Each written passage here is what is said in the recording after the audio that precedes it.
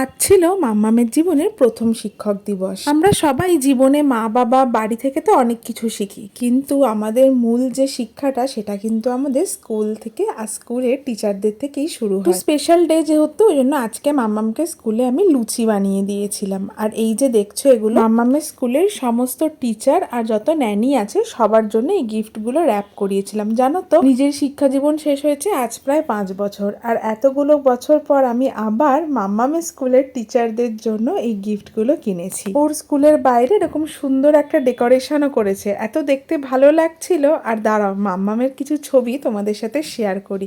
এগুলো মাম্মামের স্কুলের টিচাররা, দিদিরা ওর সঙ্গে তুলেছিল। এত ভালো লাগছে দেখতে এগুলো, মনে হচ্ছে যেন নিজের যে school life, college life, university life ছিল সেটা যেন আবার নতুন করে বাঁচতে শুরু করলাম। একাডেমিক লাইফ শেষ করার পরে 2 বছর মতো আমি স্কুলেও চাকরি করেছিলাম, আর সেইখানেই আমারও কিন্তু এরকম কিছু প্রাইসলেস মোমেন্ট আছে যেগুলো আমি সেখানকার বাচ্চাদের সাথে কাটিয়েছি। স্কুল থেকে এই চকলেটটা দিয়েছে,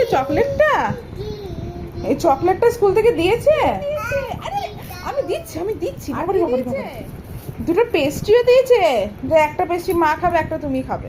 নাও, দেবো এই তো পেস্ট্রি এনেছি। পেস্ট্রি দিয়েছে স্কুল থেকে, আবার চকলেটও দিয়েছে।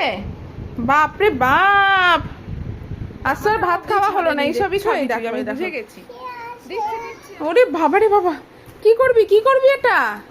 আমি খাইয়ে দিই। ওরে বাপরে বাপ, আমি চামচে না খাইয়ে দিচ্ছি, আমি খাইয়ে দেবো।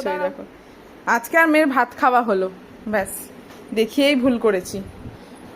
যে স্টুডেন্ট লাইফটা পিছনে ফেলে এসেছিলাম, না করে ও পেস্ট্রি খেতে বসে গেছে। যেন আবার সেই লাইফটা বাঁচতে শুরু করলাম। আমি খাইয়েই চলো তাহলে আজকের ভিডিওটা এখানেই শেষ করছি। আমি খাইয়ে দিয়েছি, মা হলো গায়ে মাখিস না। সবাই ভালো থেকো, সুস্থ থেকো, সকলকে অনেক অনেক ভালো রেখো।